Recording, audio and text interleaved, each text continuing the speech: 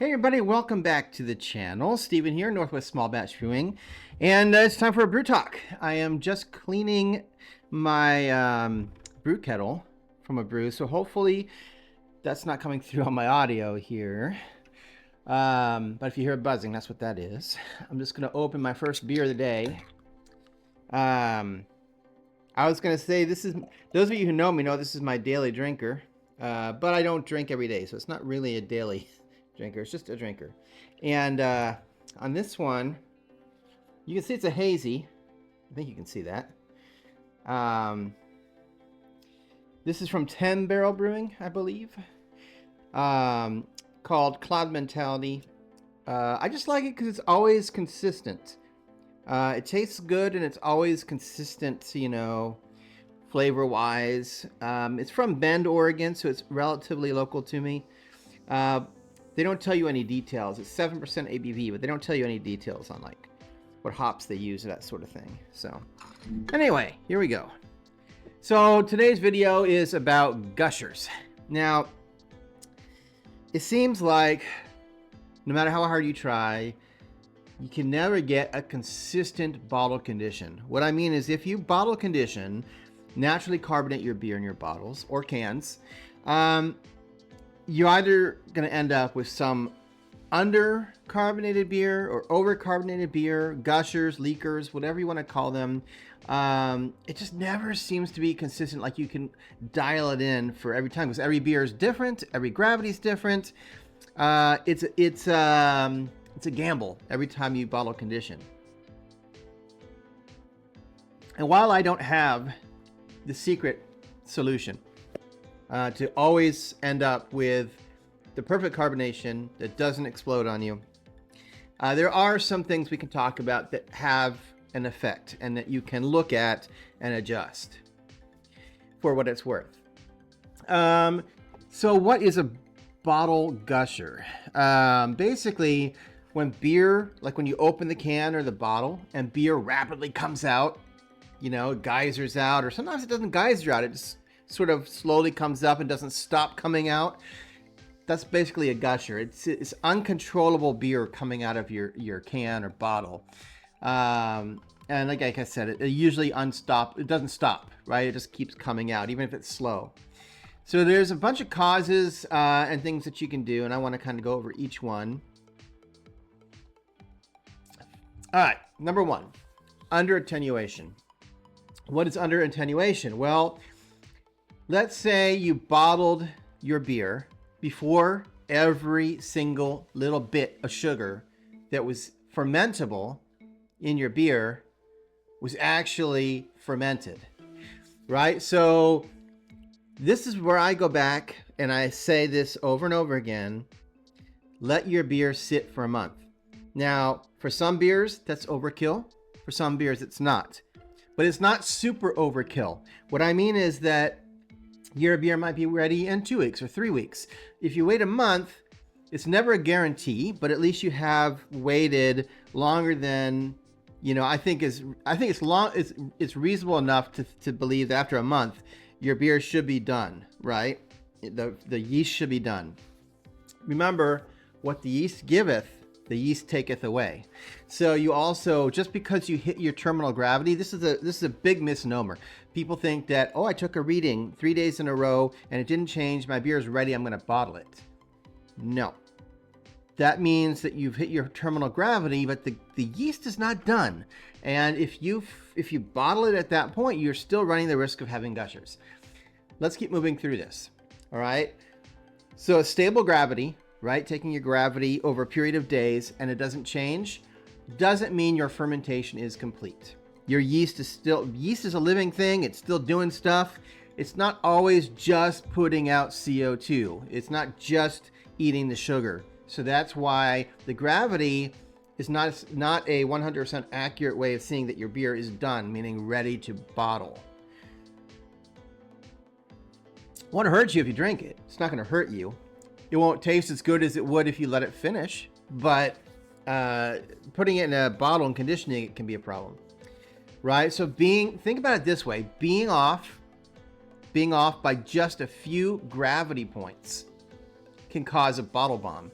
So if your beer is, says it's done at, I don't know, 1010, but after you bottle it, it drops to 1009 or 1008, and you don't know because you've taken your last reading. You assume it's not going to change. And then you go and bottle condition it, and it ends up dropping a few points. All of a sudden, you have gushers and bottle bombs from that. It doesn't take much to cause that. So one thing you can do that will help is to degas your beer. Now, that's the other thing that's difficult here, is that you are trying to can condition or bottle condition a beer that has some amount of CO2 in it already, naturally. Even if you've had, a regular airlock and you haven't done it under pressure, you still have a certain amount of CO2 in solution. And there's no way to know how much is in there. You're not going to be able to measure it. And so that can throw off your bottle conditioning because it's hard to account for that. Now, degas your beer. I'd say wine is more common to degas.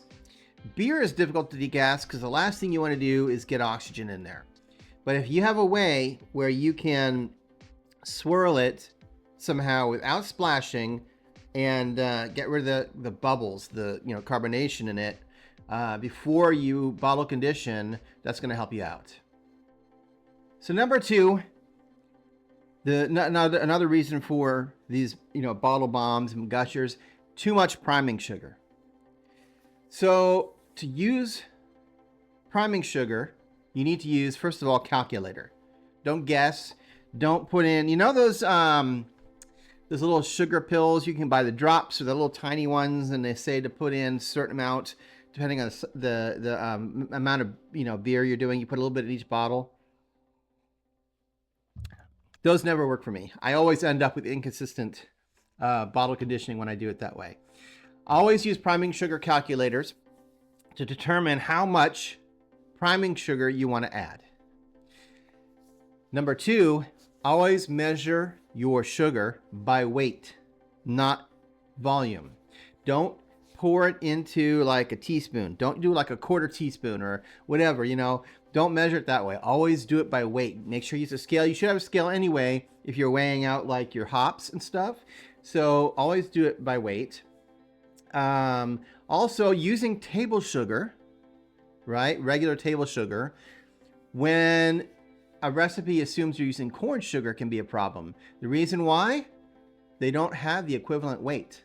So make sure you're using the sugar that you've said you're going to use in the calculator. If you're going to use corn sugar, make sure you are using corn sugar. You can't just swap without recalculating because they weigh different amounts.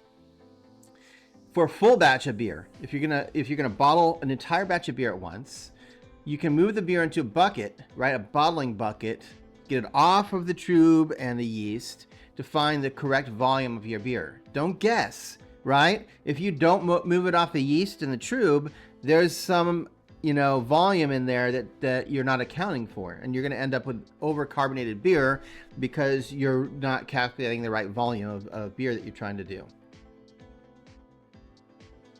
I was going to say something else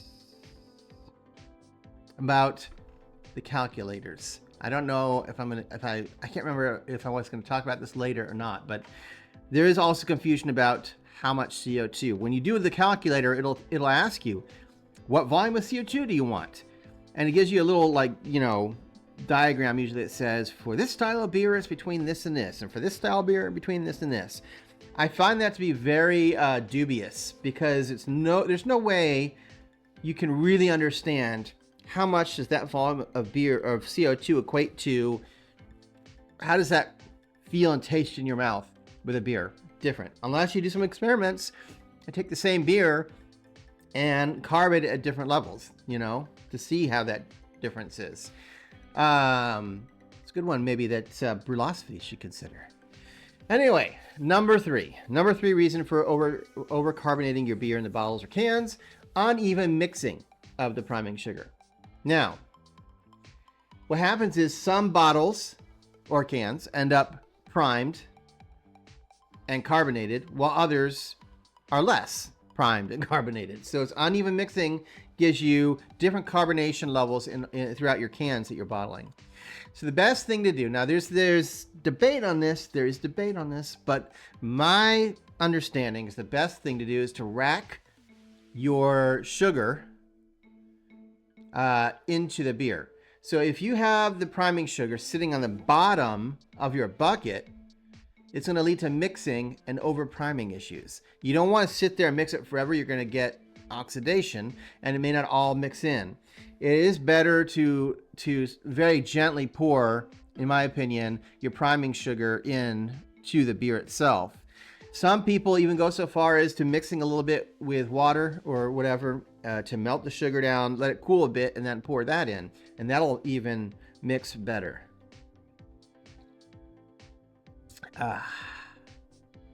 Okay, last few recommendations here. Another cause, contamination. It's less common, but this could be an issue, right? If microbes get into your beer and your beer is contaminated, they can metabolize sugars that your regular yeast you're using cannot metabolize, and that leads to more unexpected fermentation, causing gushers. So just make sure you're using correct sanitation when you're doing all this. Sanitize everything. Number 5, hop creep. Now this is obviously an issue with, more of an issue with hazy IPAs. It is always a challenge to bottle condition a hazy IPA. Hop creep is basically the continued drop in gravity in your beer caused when you dry hop your beer by the enzymes that are carried over with the hops, which break down the unfermentable sugar that's still in your beer. And then you end up with these gushers.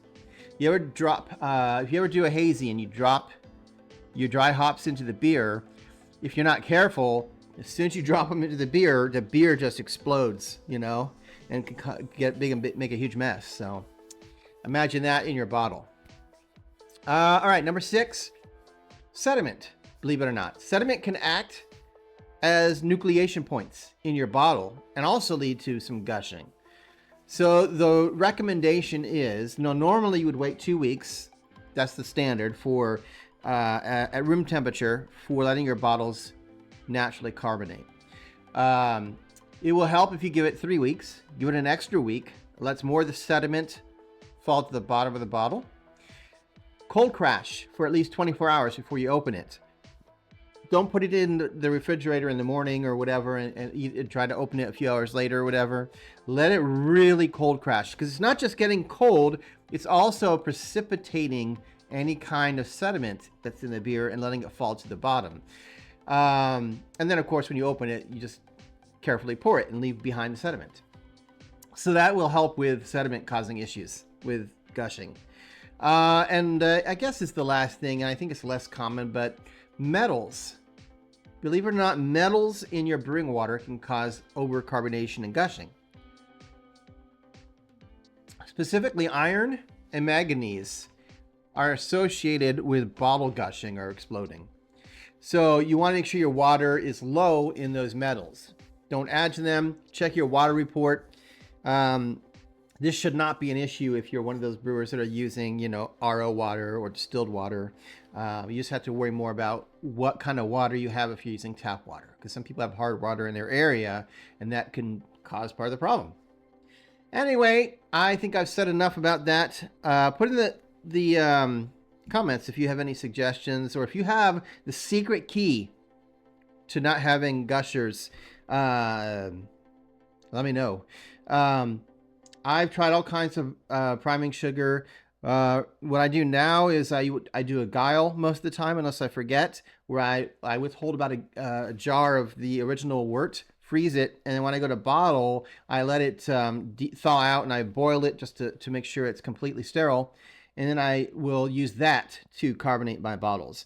I think it works a little better. The flavor is definitely better at the end product, but like any sugar, it can still cause a bottle bomb. It can still cause a gusher. Any kind of sugar can still cause that. There's not a specific kind of sugar that won't cause a bottle bomb. It's all about fermentation inside the bottle and creating too much carbonation. Anyway, gosh, I was going to ask you guys something else, but I can't remember now.